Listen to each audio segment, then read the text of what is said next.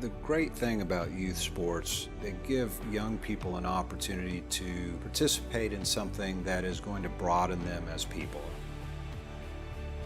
I think it's very amazing that Garza Law Firm has made a commitment to help the youth kids with playing different sports. Guys like Marcos Garza that put their time into being able to help these kids live out a dream. It's made me who I am today. The Garza Law Firm. Let us help.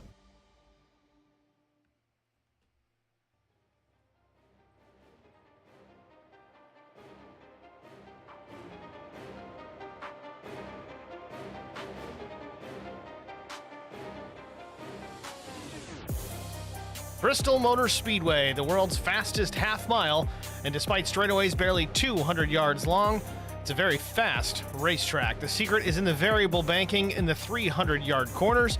You may not have much room to accelerate off one corner before shutting down to the next, but with steep banking up to 30 degrees, there's not much loss of speed when you get there. And all the concrete racing surface provides great traction.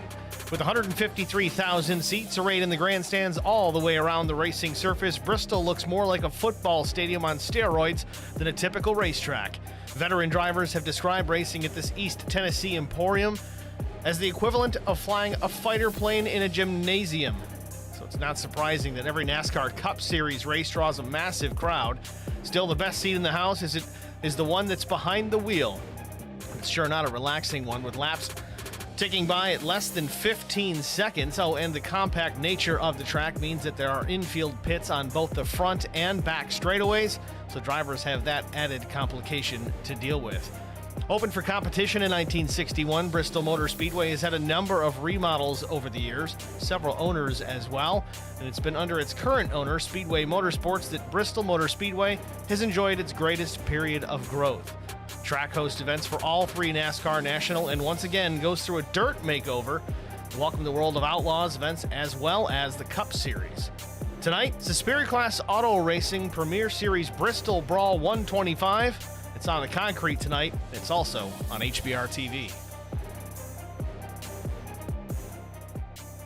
Welcome in, everyone, to Bristol Motor Speedway, the virtual Bristol Motor Speedway.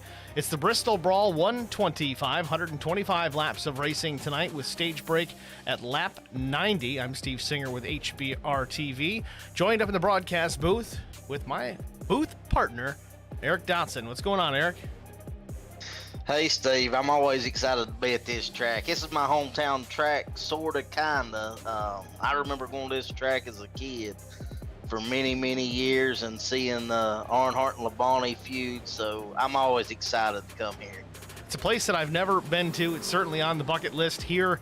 Martinsville, I mean, Darlington I've been to. That's a blast, but these old racetracks that have been around for a while, I mean, Bristol's not quite Martinsville age, but it's a classic for sure. Certainly one that's a bucket list item for many race fans, and certainly one of mine. Absolutely. This is a fantastic racetrack, and I think we'll have some great racing tonight. Taking a look at practice times, it's the 83 of Brandon Mefford who is fastest, 14:78. Zach Millett just a tick off of that. The rounded down time for Mefford is 14:77, so we're talking a hundredth of a second difference between Millett and Mefford times. Quick third quick. Brian Rose, fourth, and Alan DeFries, fifth. Alan, however, is going to have to serve an EOL penalty to start this one tonight, as well as, I believe, the 26 of Keaton Burnett. Both of those penalties as a result of incidents last week. Yeah, and I don't know if this is necessarily the best track you want to have to start from the back, but I think these two guys have the experience that they'll be patient and work their way back through the field. Got a 17 truck field tonight. Certainly not one of our biggest crowds, but again, this half-mile, high-banked, high-speed oval. I'm almost kind of glad we don't have a full field of 30 trucks tonight, because that would just, well, it's like running a race inside the dryer. Yeah, and these guys, these leaders, if somebody gets a little bit behind and the back part of the field has to check up, the leaders, if we had a big field, would be right there ready to lap these guys in a matter of a second. Certainly some fast times up there at the front of the field. We've seen it really since the start of practice, guys going back and forth, back and forth. Mefford's last lap, he matched his best time of 14:77. Again, Millett is 78, Neil Quick in 82, Brian Rose in 86, and Alan DeFries in 88. So top 5 trucks all within about a tenth of a second of each other.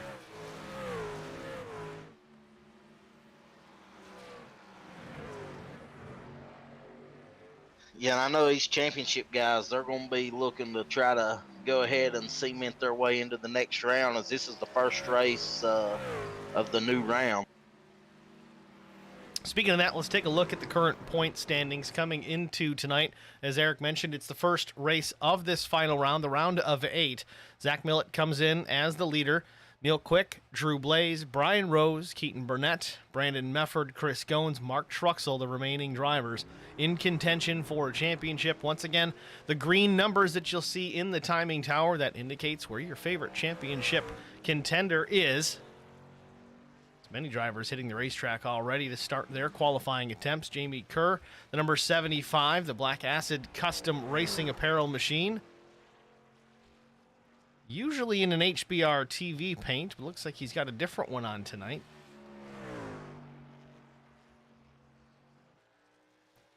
He does have a pretty paint scheme. Looks like he got on the apron a little bit and almost messed it up, though.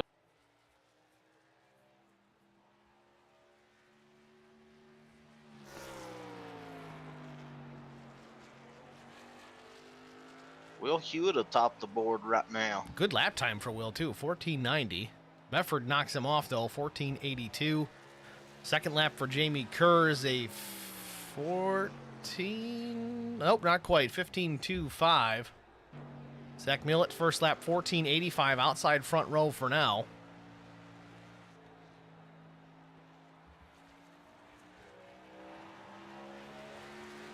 Ooh, I thought he was going to hit the wall. Got everything he could out of 4 there. Had to lift just a bit. Does not pick up the pace on lap 2. Neil Quick, fast in practice. New paint scheme on that Silverado. Mint chocolate chip, the sponsor. I'm just kidding. It's Spartan Logistics on the side of that number 2. Colors are right, though. Makes me hungry. Neil, our regular season champion, looking to wrap up the playoff championship and the overall championship. It's a little loose good now. He throws away the first lap. Second time, fourth quick, 14:907. Mark Truxell on the speedway. Again, Mark's a championship contender. Let's see what laps he can throw down. Mr. Consistency. Absolutely. And these drivers are going to get these laps done in a hurry. Again, at 15-second lap, 30 seconds to get the whole thing in, maybe even extra 12 to 13 seconds for the warm-up. We've got a 5-minute session, so we're going to have a moment here when we're all done. It looks like most of the drivers have gotten their time in. Mike LaJoy goes 8th quick. Now Truxell goes 8th quick, a 14:96 out of the 5. Yeah, a lot of these guys have very, very similar times here in the top 10. Now that's going to keep everybody bunched up quite a bit, I would assume, during the race. It's going to be a matter of tire fall-off if we can stay green as Truxell finishes up his qualifying attempt. 15:040 was his lap 2. And all but Eric Dotson has taken a lap here. Eric actually in the session, even though not technically in the race. He's in here also helping us out in the booth, but also doing some admin duties tonight. So he's got to be in the session to make that happen. Qualifying's wrapped up. Couple minutes technically remain. We're going to step aside, get a break out of the way before we get to our starting grid. Stay with us.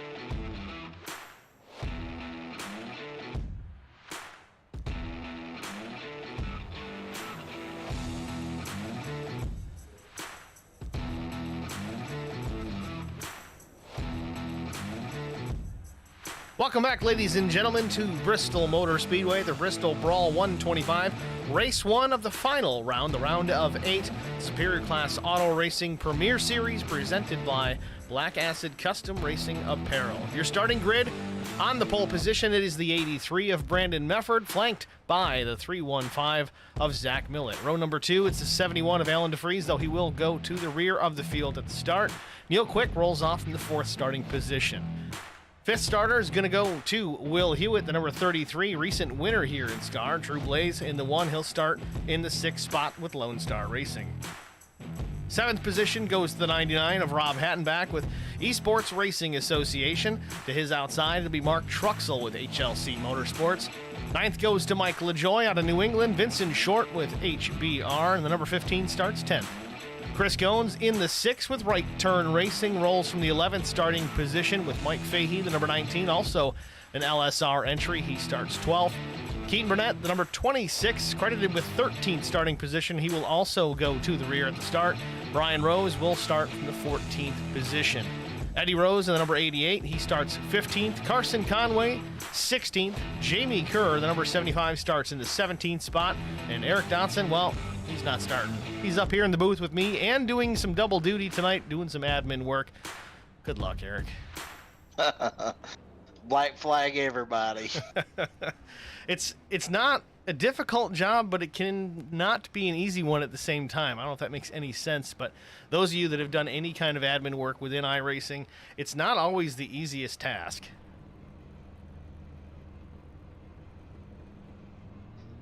Who you gonna take tonight, Steve? Oh, hell. I'm going to go...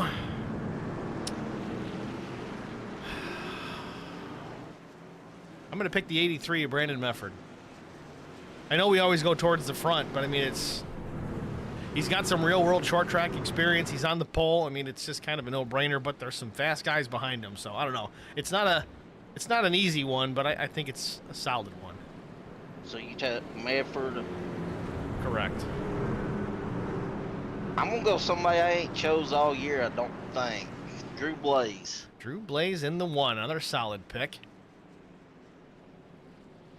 Next season, we got to start writing these down, and you can only pick the same guy once, and it resets for the playoffs.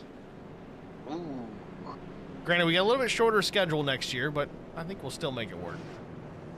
Yeah, we need to come up with a good bet for that. Anybody in the stream got a good bet for me and Steve on that? Glad you brought it up there, Eric, too, because you guys in the stream, we got 15 watching now. Feel free to chime into the stream chat. Tell us where you're watching from, who you're cheering for, what we're doing wrong. Did we unmute the mics? Did we not mute the mics? You know, everything. We can take it. We're big boys. Pace car is off. Green flag waves. We are underway from Bristol Motor Speedway. Good clean start going into turn 1 here. Mefford to the bottom. Millett not able to get alongside. Maybe now into turn 3 already. Mefford slides up a bit, but not quite early enough. Off turn 4, Mefford takes lap 1. Zach is all over him trying to get that lead. We'll see if he can get by Mefford. He's stuck him to the bottom right here. I'm sure a lot of guys put some practice in this week. Again, much different racetrack than Michigan. You know for sure those HBR drivers spent a lot of time turning laps tonight and leading up to this event. Close quarters battling off turn 4, side by side, Mefford and Millett at the line. Mefford still up top, Millett to the bottom.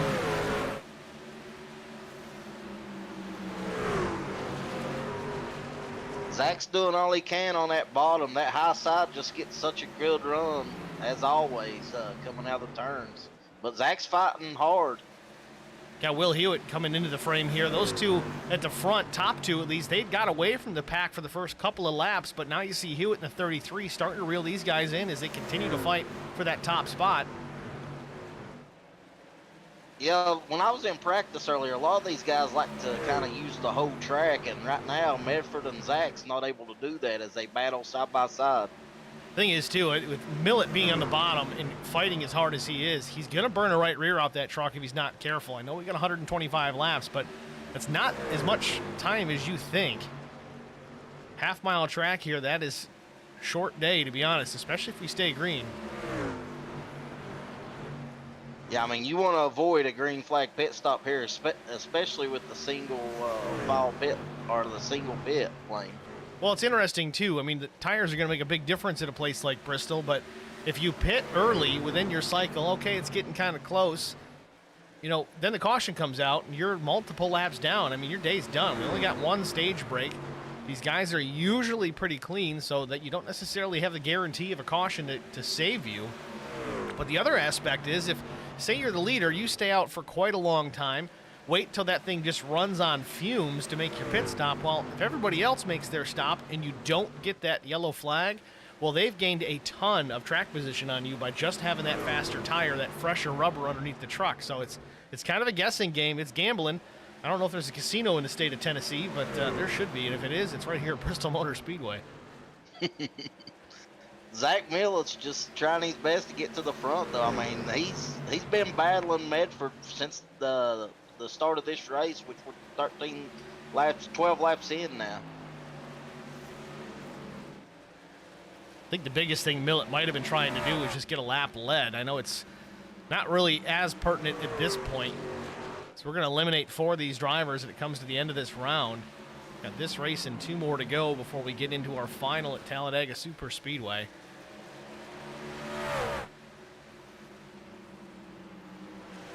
I think Millet's just wanting to lead. I mean, he is all over Medford.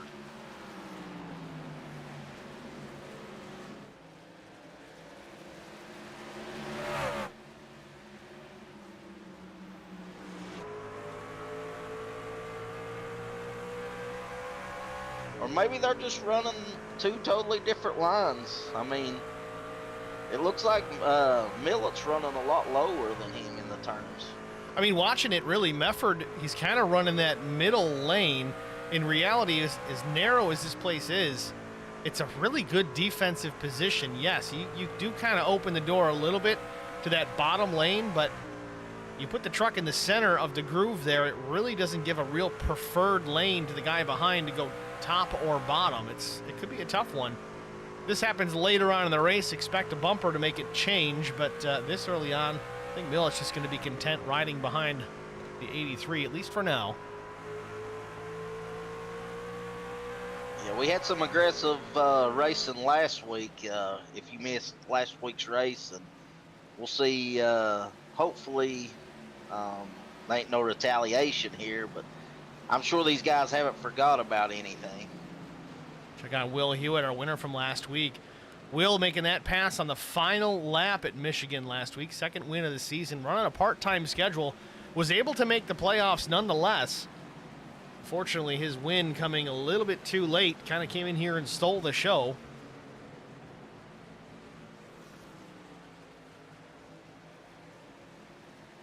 Yeah, him and Zach put on a great show, battling it out for the win, and he was able to beat Zach on the last lap. Vince Short and Mark Truxell. Short running in the 7th position.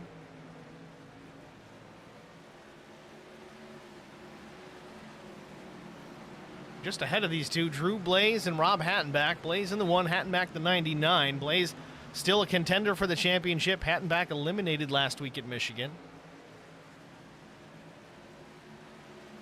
Hattenback looks like he may be a little bit faster than Blaze, but just can't get around him. Well, I'll say this much. Drew Blaze is a master at saving some tire and especially fuel. We talked about, a little bit of a bumper, a crossover. No contact made, but man, paper-thin margins between the 1 and the 99. But Hattenback takes the spot, moved the 99 to P5. But again, I think Drew may just be saving his stuff here, as I think Eddie Rose hits pit lane. Mike LaJoie might have had an issue on track as well. A little bit of damage to the right rear of the number 29. But going back to the fuel conversation, I think 40 to 45 laps was about the pit window tonight. Again, 2 sets of tires available over the wall, so the drivers are going to have to be conservative about it. So what's going on with Eddie Rose? Oh, Eddie with smoke coming out of the cowl of that F-150. No fast repair to speak of taking tires right now. Maybe Nitz didn't get them unchecked, but I think it's going to be the end of the day for Eddie Rose. Let's go back and see if this Mike LaJoy incident was related. No, it was not. That was lap 2. Let's look at it anyway. Take a look. Again, Mike LaJoy, the bottom lane, the number 29. Wasn't even lap 2. This was coming to green. Sometimes you'll get a notification on the wreck that didn't really happen. So let's see if we can back up with Eddie Rose. Lap 23. You see smoke coming out of the back of that truck already. Possibly a connection issue. Oh, there we go. It looks like he may have got in the wall and then went and hit the inside wall. Yeah, pretty big hit, both sides. See smoke immediately coming out of that truck. That'll almost probably guarantee his day over.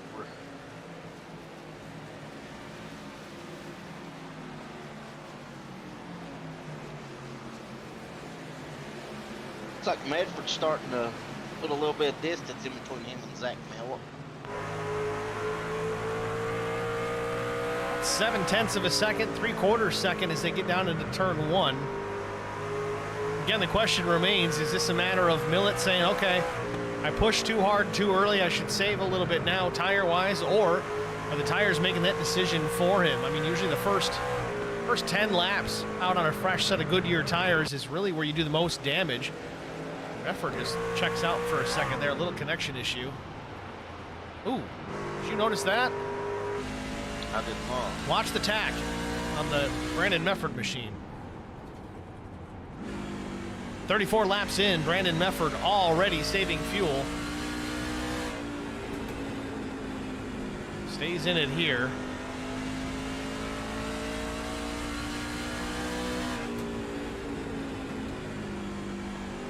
Stayed in it there too. He must have heard us talking about it.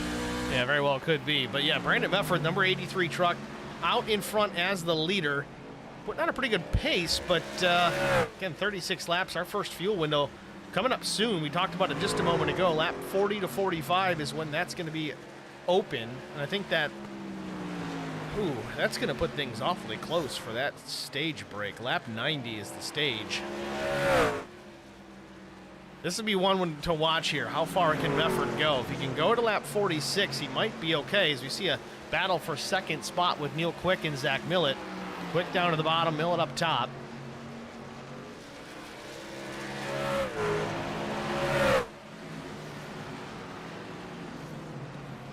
You see how quickly these two battling has allowed the 83 to kind of run away. It's now a 1.5 second advantage. It was 3/4 of a second just a few laps ago.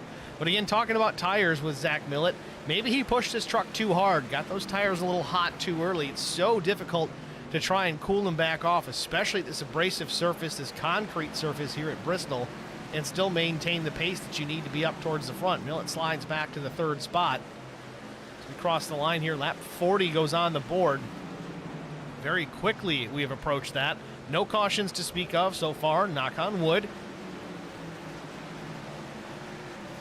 I think some of these guys may be trying to save the fuel too. Like you said, the pit window's about 45 laps, and the stage breaks at lap 90. So, you know, that's cutting it close. I mean, realistically, if they pit here,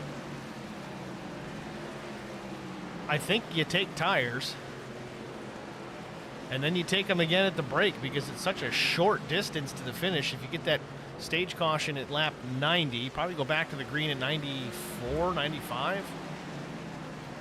Yeah, and I mean, at that point, you're not going to have enough laps on them to where if you get another caution, you want to come in and give up the track position. And that's the other thing too. I mean, do you not change tires under the green flag here? You just top off the tanks to get you to lap 90, change your set there, pray and hope that you don't go a lap down, and then save a set for a chaotic caution that may come there in that last stage. Certainly some options. Zach Millett on pit lane. Lap 44, that's going to be tough. He's not going to make the stage, I don't think, if that's the case. Yeah, Drew Blaze pitted a lap sooner, so he's going to have to do some real conserving on this second run, or maybe have to get a splash and go. Blaze is still in the pits. He hasn't even hit his pit box yet, so it looks like it might be the same lap as Millet. Yeah, I mean, it's these guys have a long way to go with these pits. And you see it already. We've been on board with Millet here for what seems like forever. It's taken him 40 seconds to get to the box. That's almost 3 laps just to get to the pit work. And it's going to be another 14, 15 seconds in the box for Zach Millet. Yep, lefts and rights going on the 315. He's down and away. So this is where you hope and pray the caution does not come out if you're Zach Millet, Drew Blaze, and everyone else. Most everybody hitting pit lane early here, though. Brandon Mefford also comes down, but that's lap 48. He can certainly make it to the end from here, at least the end of the stage, but Millet's going to be, he may be a lap short. It's going to be hard to say. Yeah, I think he's going to have to conserve, but as everybody's had. He's out of fuel. Mefford's out of fuel. Is he coasting? He was rocking the truck back and forth. He's coasting into the box. Well, still running. Nope, shuts off. Yeah, he was out of gas. Which is going to be killer for him if he wasn't up to pit lane speed and everybody else was. I mean, that's just valuable seconds he was losing. I mean, the benefit is he'll make it back at the stage break. Then he's going to have some work to do to get through the field. So Neil Quick's going to take the top spot, but not for long as he rolls down pit lane. He went 50 laps. He must have been conserving pretty good. But he was still running top 3 most of that first run.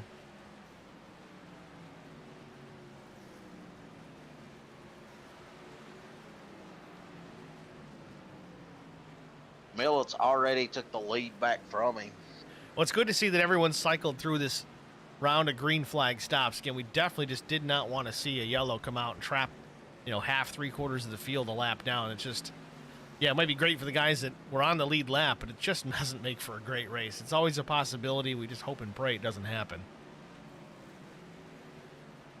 Yeah, I don't know if maybe Truxell and Brian Rose may have had some trouble on pit road, but they didn't cycle back through under the lead lap.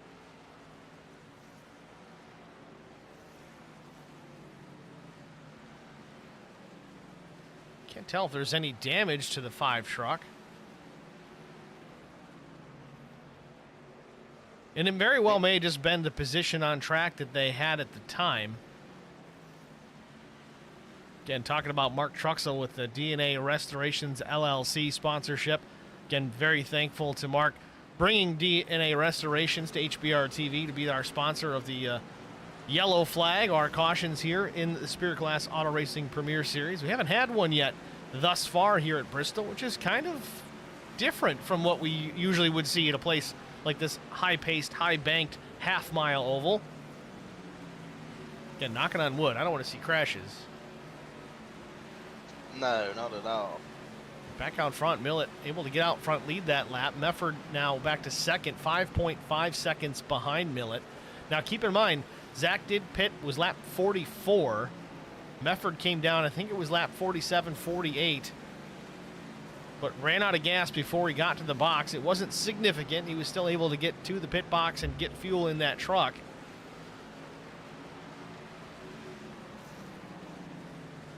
Looks like Vincent Short's 3 laps down. I'm not sure what happened to Vince. 3 laps down in the 15th position.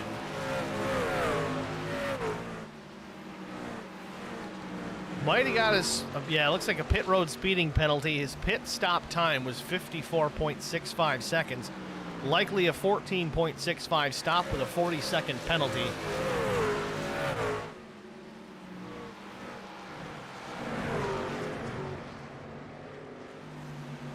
Such short races here in SCAR, especially here at Bristol, that is a day ender. Unless we start getting some real reckless driving and a whole bunch of cautions, Vince is in trouble because he's got about 5 other cars up ahead that are laps down as well that would all get that lucky dog before he would, and he needs 3 of them.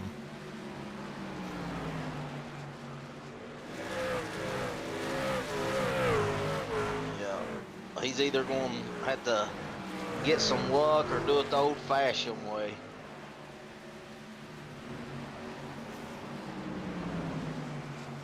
Right now it looks like LaJoy is our guy in the spot for the lucky dog. Interestingly enough, LaJoy right in front of Vincent Short, but again, LaJoy only 1 lap down to Vince's 3.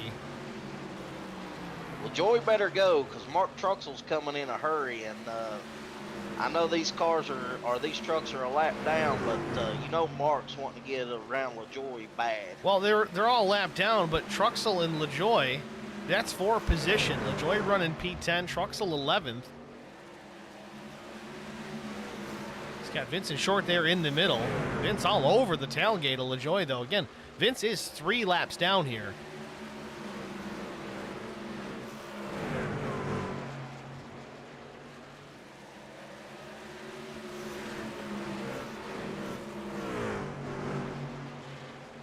Truxell caught him in a hurry, but it looks like he's just kind of staying at pace now.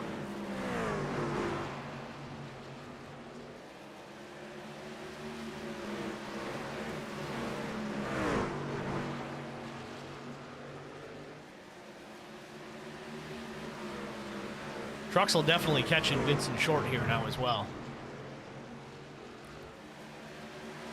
Millett still handily out in front here, 5.3 seconds over the 83 of Brandon Mefford, so no challenge out the back door of the 315. Yeah, and the bad thing for Truxell is Millett just lapped Drew Blaze, so now Drew Blaze, which LaJoy passed, so now he's got 2 to pass.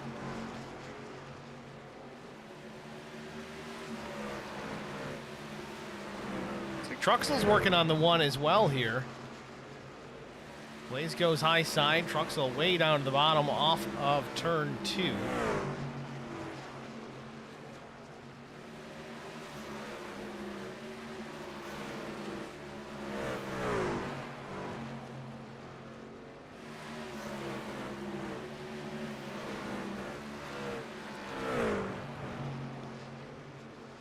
Looks like Millett's closing in on Fahey, who would then move into that lucky dog spot if he gets by him.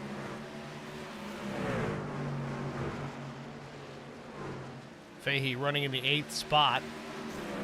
Haven't seen Tristan Sykes jump in here yet. I guess that explains why we haven't seen Fahey in the wall yet.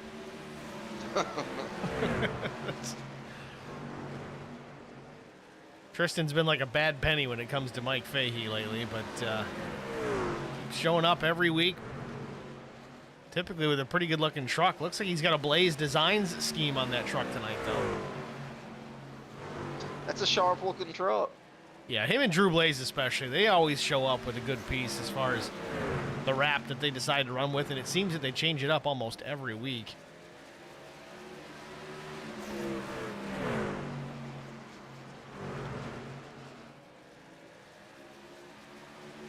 Chris Gorn's in the 6, having a pretty solid run in the 7th position right now. You know, he's over here, not really heard a lot about him. I know he has been consistent, but somebody we don't talk about enough, and he's putting the heat on Burnett for that 6th position. Chris taking over the number 6 since I stopped running here in Scar. Pretty sure he's switched back to a different number, though. He's running the 28 over in the Lone Star Racing Truck Series, where it was previously the 6. Going to finish out the season here in the 6 as well, but I think he will end up going back to the 28. So maybe we'll keep the 6 off the board for a little while and just see what happens. Is that a hint that Steve Singer might be coming out of retirement? No, unless they fire me from broadcasting, I don't think I can race any Scar races. At least not on the ovals. Road course stuff, we'll get that rolling here coming up, I think January, February. Still working out some details for that between tracks and setups, broadcasting, all the fun stuff. Setups are going to be fixed, but there's certain tracks that they need a little bit of tweaking. There is a specific ARCA setups just for road courses, but at some of the places, you just cannot run it with the gearing that it is at. Otherwise, you're going to blow the thing up. But we got some time here in the holiday season to start tinkering, and we'll get that done. Interesting to note, Millet up front still, but he is not driving away from Mefford at all. It's down to 1.7 seconds. Again, I think Millet might be trying to save a ton of fuel here. Remember, he had to stop at lap 44. Well, if he goes to 44, it'll be lap 88 when he runs out. And while the stage is supposed to go to lap 90, see, trucks will make it move to the bottom here. Yeah, he's trying to save some fuel or save some tire or something, I think. Nikki Short in the stream chat, they better not fire you. We'll riot. Appreciate that, Nikki. It really couldn't happen the way that it does without some big supporters like you and certainly Eric up in the booth helping us out here every week. This is the best broadcast of the week, in my opinion, and it's just mainly because we do it proper, and we've got Eric up here, and he honestly, he donates his time, and I certainly appreciate that. Brian's trying to get me out of the booth, but he's going to have to try harder. Tristan Sykes, wellness check on Fahey. It's funny, Tristan, we were just talking about you. Fahey so far so good. Last truck on the lead lap presently. Looks like he may stay there as Millet has had to slow his pace considerably, saving some fuel to make it to the stage end. But there's still time. Mefford's going to take this position from Millet off turn 2, or is he? He's got Truxell up ahead, but it looks like Mefford's going to go on by unchallenged just because Millet does not have the Tiger in the tank to make it all the way to lap 90. We'll see if he can go another lap or two here. Even if he makes it to the stage, I don't know if he can make it under caution back to the pits. Yeah, he's cutting it close. Way How out about of Mark the Truxell getting his lap back the old-fashioned one? Nothing wrong with that. See, Carson Conway might have gotten the wall there off the corner. It's right on board with Millet here and listen in, see if he's still under power.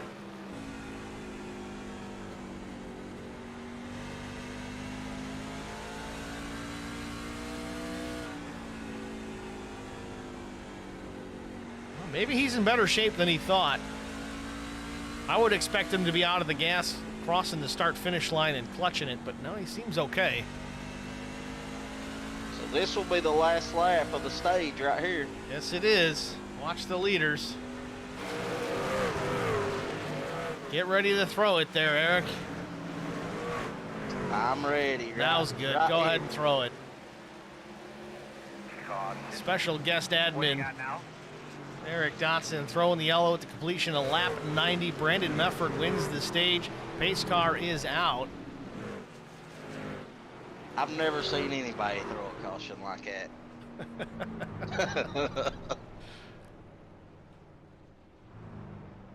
Millet made it. Don't know how, but he made it.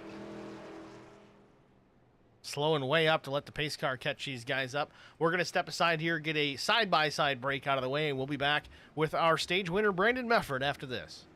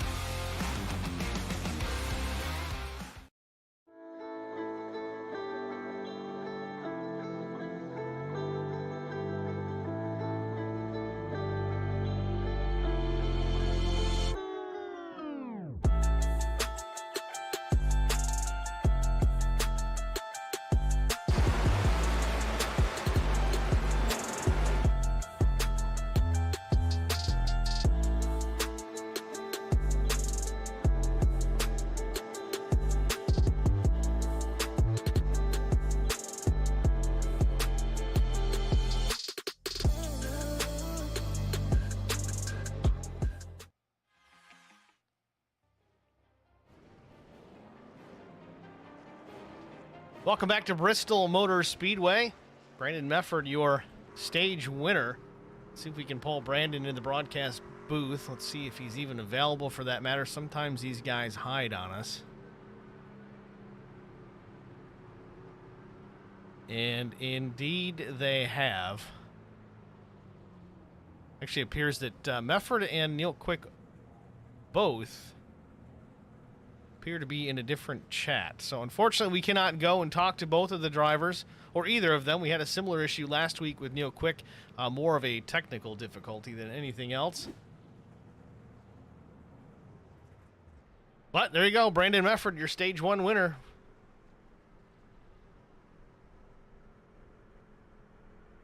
Great job by him. You know, he kind of lost some time on pit road and fell back under the green flag pit stops, and he was able to keep his composure and run Zach Millett down and win that stage. Following up on some stream chat here, Tristan Sykes says 12 laps tops before he dies. Now, that was about 4 minutes ago, so he may have already gone the 12 laps, but Tristan, maybe an update on your lap count? Lap 95 of 125.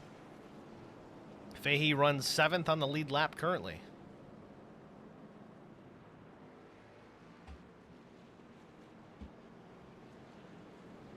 Looks like Medford's going to take the high side on his restart as we get him lined back up.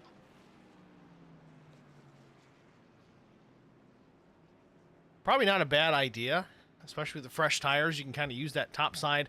That's really the line here. You go up top, carry a ton of momentum. Pace car peels off. It's going to be lap 96, so 30 laps to go. Back underway here from Bristol. Medford got a good start there as Drew Blaze is trying to recover a little bit from the poor start. So fuel-wise, we should be good to go all the way to the end, provided we don't get a green-white checker or two at the finish. Certainly throw a monkey wrench into things.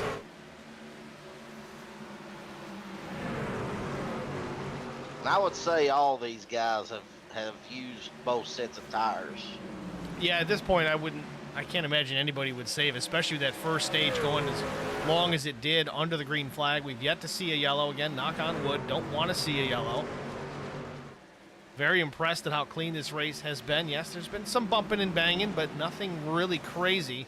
But man, Millett on the charge, but so is Will Hewitt. He's all over the back of that 315 machine. He goes to the bottom. Will Hewitt looking for P2. Yeah, that's a bad thing about working on the leader. Then you got third place working on you. Will Hewitt's on the bottom with a good run. Once again, Will Hewitt coming out of nowhere. He's knowing when to put the power down and really go for it. Not able to make the pass on Millett, though, hanging on to third, but he's going to have to defend against a hard-charging Neil Quick, that mint chocolate chip machine on the high side. Making a move right now for the third spot. 24 laps to go here from Bristol. Mefford still your leader. Millett second, Quick third. Will Hewitt, Mike LaJoy up into the top 5. Zach Millett all over Medford as he's looking high. He's just not going to be there just yet. Oh, Millett into the back of him, got him a little sideways. That opened up the door for Neil Quick to come up and battle for the second position. So these guys are getting a little antsy now. Without having a fuel save, I'd be curious to see how long this battle can maintain. And Millett almost into the wall. Just barely keeping the right side off the safer barrier. Still maintains the second position. Top 4 under a handkerchief at the front of the field. Mike LaJoy in 5th, trying to close in and become part of this battle as well. These guys are going after it. I mean, there are only 21 laps to go. Zach Millett all over Medford, but every time he tries something, Neil Quick's right there to counter on him.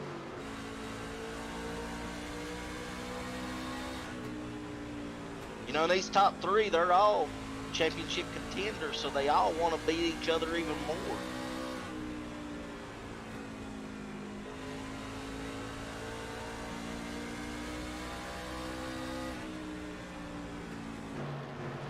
Millett looking to the high side on Mefford for a moment. Nothing doing there.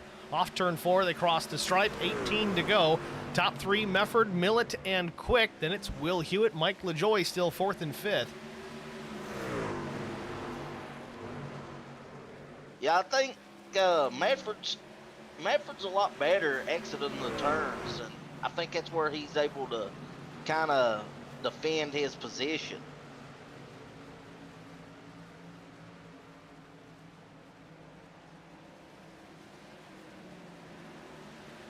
Battle going on here with Will Hewitt and Mike LaJoy. This would be for the 4th position. LaJoy down low in that blue and green number 29. Will Hewitt up top, the familiar Superior Class Auto Racing Premier Series number 33.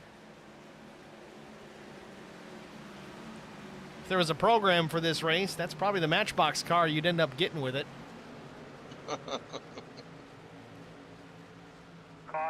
Caution on the speedway. Guys, just quickly, just remember. Eddie Rose comes to a rest on the start, on the backstretch, I believe. Yellow does come out, surprisingly, though he's way off the racing surface. So this is going to be interesting to see. This is going to set up a bit of a shootout, probably 9 to 10 laps once we go back to the green flag. Now we got to watch and see, does anybody have a set of tires on pit road still?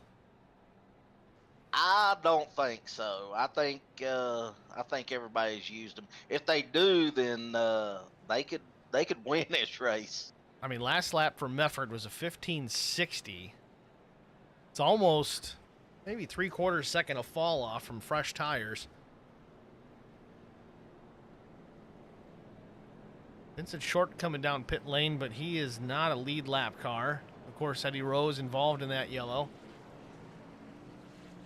This benefits Drew Blaze more than anybody else. I mean, he was in the lucky dog position, and he'll get his lap back and maybe be able to fight for some positions, as he's a championship contender as well. Yeah, certainly not having a race that he wanted here at Bristol tonight, but it's not over yet. Next week, we go to Phoenix Raceway, and then the following week, Las Vegas. Those are 2 tracks that I expect Drew to be a big-time contender at, so he's certainly not out of this, and certainly a threat for that Championship 4 rolling into Talladega in a few weeks. Yeah, I mean, I'm sure he's wanting to get some positions here. Brian Rose, another championship contender, still 1 lap down. So Blaze is wanting to kind of maybe put some distance between him and Brian and maybe go after some more points. It really looks like nobody had extra tires. Brian Rose is going to roll down pit lane, though. Let's see what he ends up doing. Again, still not a lead lap car, unfortunately, for Brian. Lead lap truck. It's such a hard habit to break. I don't know how these guys do it.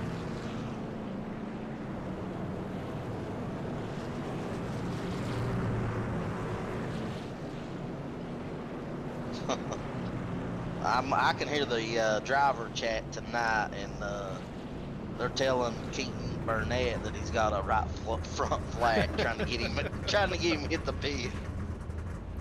Well, let's take a look at it, see if we can figure out what happened specifically with Eddie Rose. He was way off the pace, rolling into the corner. I don't know if he just saw the leaders coming. Yeah, he saw the leaders coming and just dropped down way out of the way.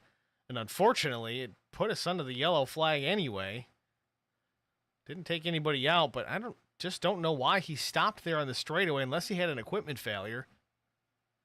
Then it looks like Keaton Burnett crashed after the flag.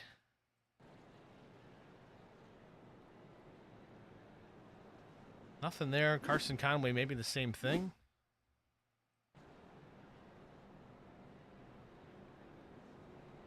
Yep, just a bit of a glitch with iRacing.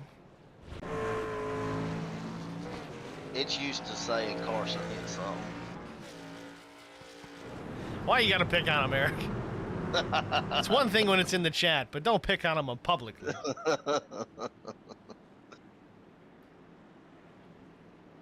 Pace car lights are off, so we will get the green flag. Our restart here. Group everybody back up. It would be 9 laps to go.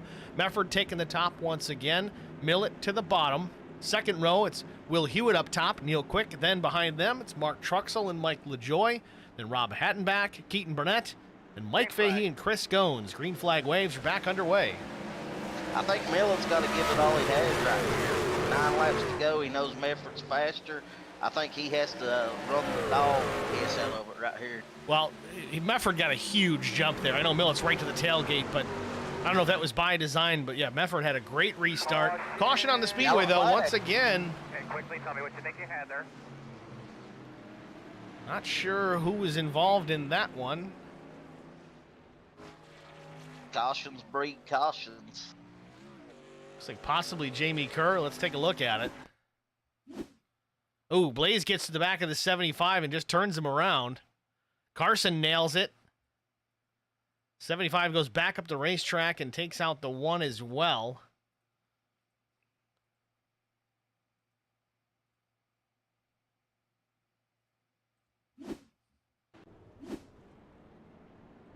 that's going to be a big benefit for Brian Rose. He should get the lucky dog, and Blaze may have to come get some repairs done, so he may pick some points up. Rose goes to the top. He's going to get that lap back. Yeah, he's on the driver chat telling him get out of the way. He's got to get his lap back.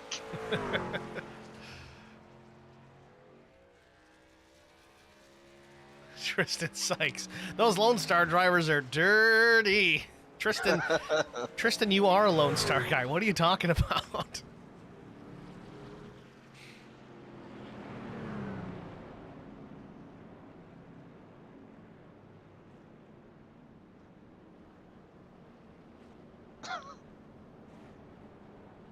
These guys are all in good humor tonight. They're telling Rob Hattenback that he has a headlight busted and need to hit pit road.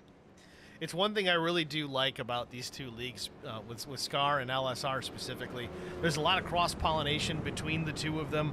You got some guys from LSR that come over here. We got some guys at SCAR that go run over there. And ironically, this season, both these leagues are running trucks. Different race lengths, maybe some different tracks, but ironically, SCAR and LSR both ran the Glen recently. They're going to run Bristol pretty much consecutively from each other as well. I'm pretty sure they go to Bristol this week or next. I got to double check all that. Hopefully it's this week. I don't have to do as much work. Yeah. Make it easier on them, Steve. Cameras are already done. We're ready to roll.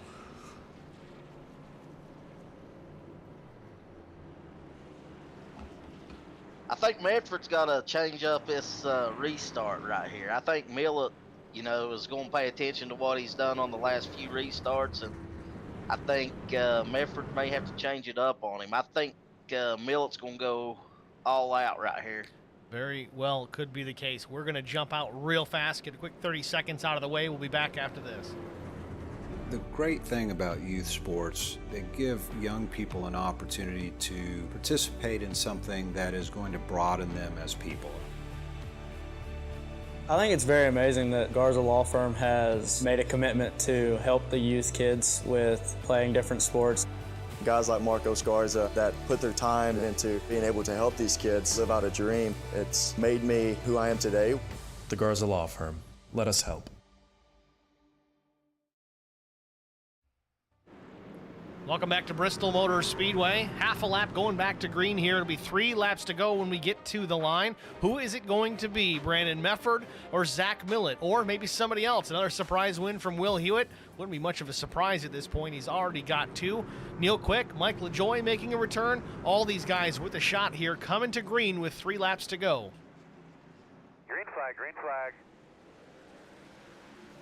Brendan Medford with another good start. Zach Millett on the bottom. I think Millett has to hurry up and clear and give it all he got as he looks to the high side right here. He had a momentum off the corner. He's all over the back of the 83. Down to the bottom, Millett goes. Yellow flag. Sorry, Oh, Lord, here we go. Green, white, checker. Chris Goins possibly involved in this one. Yes, indeed. Some damage to the number 6 eye-lending machine. Tristan says, you didn't know Justin pays us $20 for every caution we bring out? Man, I hope that's not true. Brian Rose involved, too, it looks like. Let's go back and take a look, see what happened on the restart. Oh, off the nose of the 6, it looks like, Fahey with a big impact. Bounces off the inside wall. Clips the 6 as well. And, yeah, Brian Rose definitely catching a piece of that. Tristan jinxed it. Let's back it up a little further here. See how this one developed. Again, this is coming to green.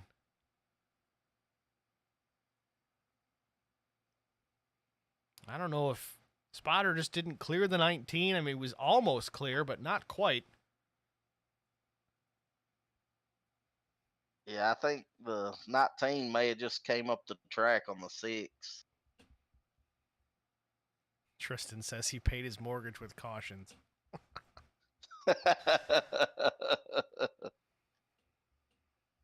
Hard hit for Brian Rose as he hit the 6 hard. Let's watch it from Brian's perspective. At speed. I tell you, he almost hit Fahey really hard. He done a great job of missing Fahey. Didn't catch that. Oh, and he backs up and catches the 75.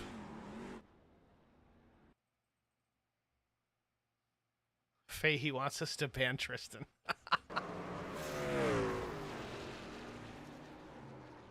You know, Brian was probably in okay shape until the 75 came back up and clipped him there, and then Brian just backs up the racetrack not knowing he's there. I'm sure the frustration is high there for the 89. Yeah, I think he's been frustrated about all race, and that's just adding to it. So we are on our first attempt of a green-white checkered.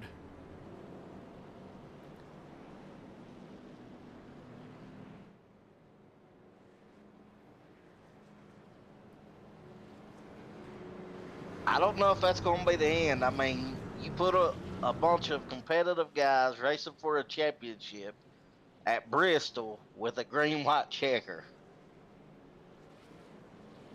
You know, the scary thing with all that, if we get 2 more green-white checkers, we may run into fuel situations. Because remember, if you get full green flag runs, you're 40 to 45 laps, maybe a little bit more. I think somebody was managed to save to 50. But this run was, I think, 30 laps if it went green the whole way. Now we're at about 33 laps. Might be okay. I don't know. We'll see. I would say these guys has been conserving under these cautions. Well, we're going to find out here. 4th caution of the day. 1 was for a stage. The rest have been for incidents. Pace car lights are off. We get ready to go back to the green flag through turns 3 and 4. Pace car's off. Green. Green flag's out. Brandon Medford out to a good start again. Great restart for the 83. 2 laps to go off turn number 2. Millett trying to close the gap, gets a good run out of the corner down into turns 3 and 4. Again, the high side in that second row. Will Hewitt to the outside of Neil Quick. White flag waves. Last lap from Bristol. I don't think Millett's going to be able to get to him. Doesn't look like it. The 83, Brandon Mefford won the pole position. He's through 3 and 4 for the final time. A little bit of a bump from Millett. Off turn number 4, checkered flag waves. Mefford wins it, and across the line, Will Hewitt gets turned but takes the 3rd position. Millett will get credit for P2s. Neil Quick and Mike LaJoy, the rest of your top 5. Millett got there. He rattled his cage. Short track racing, man. He did what he had to do. Did not wreck the 83, but certainly got close.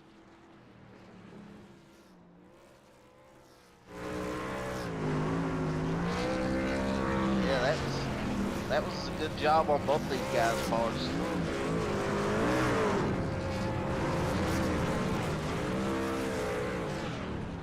Brandon Medford punching his ticket to run for a championship.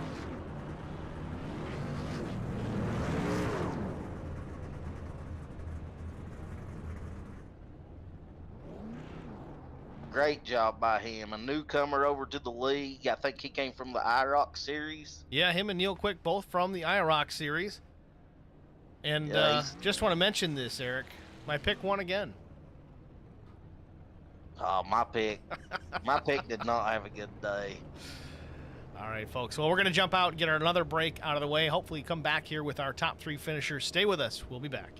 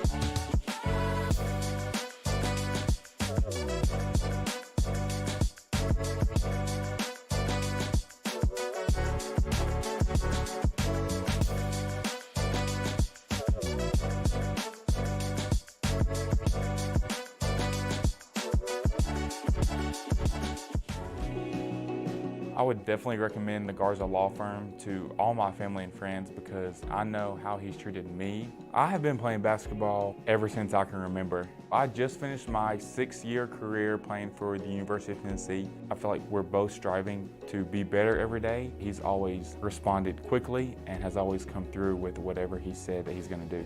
The Garza Law Firm is definitely somebody you want on your team. The Garza Law Firm. Let us help.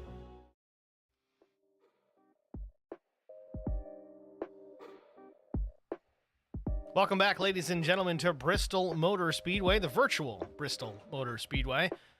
The Bristol Brawl 125 Superior Class Auto Racing Premier Series, round of 8, race number 1, and Brandon Mefford has locked himself into the championship 4. Let's see if we can pull him up into the broadcast booth. Brandon, it's Steve and Eric in the HBR TV booth. You got a copy? I sure do, guys. Well, Brandon, I picked you to win here tonight. Thanks for not letting me down, but you've locked yourself into the championship 4 at Talladega. Tell us about your race. It was a pretty much dominating performance. I think your only main challenger might have been the 315 of Zach Millett. How did you hold him off, and was there a little bit of an attempt at a bump and run there late? Yeah, I really worked last night and during practice today to try to find the best tire wear and best speed there at the end of a fuel run, and I didn't think I had it, but there after that first run, I was still pulling the guys and managed to save some fuel. And I'm not sure what Zach did there at that first caution or the first pit stop, but he got out there. I was able to chase him down and then just basically able to hold him off on them restarts. He's the guy to beat in this league, and in the last couple laps, I really drove it off in the corner, hoping he couldn't get in there deeper than me to attempt that bump and run. But he did there in turn 3, just enough to upset the truck, but nothing to wreck me. So great job by him, and proud to be able to hold him off for the W. Well, it was certainly a very uneventful first stage. The first 90 laps, no cautions. You guys ran from green to yellow all the way to the stage, and then things got a little hairy there in that final stage, which we all kind of expected. Was there any worry about fuel? I know it was only about a 30-lap run. We had the green-white checker. Were you good to go all the way to the end no matter what? Yeah, with that 90 laps stage break, we had about 43 hard laps of fuel in the tank, so we were good to go there towards the end. There was no question there. Well, either way, a dominating performance. Congratulations, Brandon. Next week we roll out to Phoenix Raceway. Another tough track, a little bit of braking, certainly nowhere near the banking that we have here at Bristol. What are your thoughts rolling out there? I know it's kind of a bonus race for you. You don't need to worry too much about it as you are locked into Talladega. Yeah, I'm not mad about going out to Phoenix. It's one of my favorite racetracks, so I'm either good there or I'm just subpar. So actually a truck race a few months ago, I lost the championship to another driver by about 3 inches there. So hope to go there and be able to put on a show and put myself in contention to win, but also I don't want to stink the show up for any of these other guys trying to lock themselves in. So we'll go out there, do our best, and hope for a win. See, that's my mindset is the opposite. If I lock myself in the first race of this round, I'm going to go out there and do the best I can to prevent guys like Zach Millett or even Neil Quick, though I know you were kind of like pseudo teammates, but the fast guys that can contend, I would almost go out there and try to prevent that. I mean, I'm saying I'm not going to go out there and ruin someone's night, but I'm going to race them hard. I'm going to race them, like they would race me for a win. And like I said, hopefully be there at the end. And in best case, I don't wish anything upon them, but hopefully they'll have some problems and let some other drivers get in there that I don't have to fight them there at the end. That would be ideal. You're right. Well, fair enough, Brandon. Again, congratulations on the win here tonight. We'll let you get out of here. Anyone you want to shout out to before we do? Yeah, I got to thank all the guys in this league for, putting on a really good show tonight. I didn't expect us to have so few cautions, but great job by those guys. Thanks to all the sponsors of SCAR. I thank my teammates back home. Thank my family for, let me do this every night. And then again, thank you guys for the broadcast. You do a phenomenal job, and I love going back and watching it. And we'll see you back here next week at Phoenix. All right, Brandon. Thanks for chatting with us, man. Good luck next week. Thanks, man. It's Brandon Mefford, your race winner here at Bristol Motor Speedway. Next, we're going to go to home skillet Zach Millett. Unable to take the checkered flag here today. Zach, it's Steve and Eric in the HBR TV booth. You got us? Hey, what's up, guys? Not much, my friend. I hate to admit it, but I didn't pick you to win tonight, though I guess we could have. Again, P2 is certainly not too shabby, but just not quite enough to catch and then ultimately pass. Brandon Mefford was certainly very strong, but you were right there at the back bumper, especially there in the last couple of corners. Gave him a little bit of contact, trying to loosen things up, but tell us how it looked out the front window of that 315 Silverado. Man, it was a tight finish. It was fun. Anytime you finish second to Brandon at a short track, you're doing something right. So, yeah, I didn't expect the long runs like this. We did practice for him a little bit, but truck was pretty tight on the long run. I wasn't getting the drive off. I was used to at the end of the first run, so I decided to short pit. It's really all I had in the bank, so I tried that, and it worked out. It cycled me back out through, but right when I started getting tight, some of the lap traffic had newer tires, and they were coming around me, and it was just bad timing. He caught me, got the stage win, and yeah, it was fun at the end there. I wanted to, give him a little tap, just enough to maybe upset his truck, and I really didn't want to spin him. I didn't want to win like that, so I'm still pretty happy with a second. Well, he certainly had nice things to say about how you guys raced, and was impressed with your ability to keep pace, and was kind of concerned about you getting to the inside or even getting to that bumper the way that you did, but was certainly impressed that you managed to make a little contact, just certainly not enough to send him around, and you made it exciting for us here in the broadcast, so it's also a bonus. Absolutely. That's the number one thing right there. So next week we go out to Phoenix Raceway. Now that Brandon is locked into that championship for at Talladega, you still looking for a win here. We got two more opportunities, Phoenix, and then we go to Las Vegas. First off, what is your best opportunity to grab that win and lock yourself in, or is it just a matter of just staying up towards the top and trying to point your way in? A little bit of both. I really like both tracks, probably equally. So I really don't have any favorite. It's just going to be, stay up front, get a good qualifying effort first and foremost, and basically be there. Don't try anything crazy strategy-wise. We usually have the pace to kind of stay up there in the running, so if we can just do the basics, we should be able to do what we have to do and compete for a championship. Fundamentals. Absolutely. All right, Zach. Well, thanks for chatting with us, man. Before we let you go, anyone you want to thank?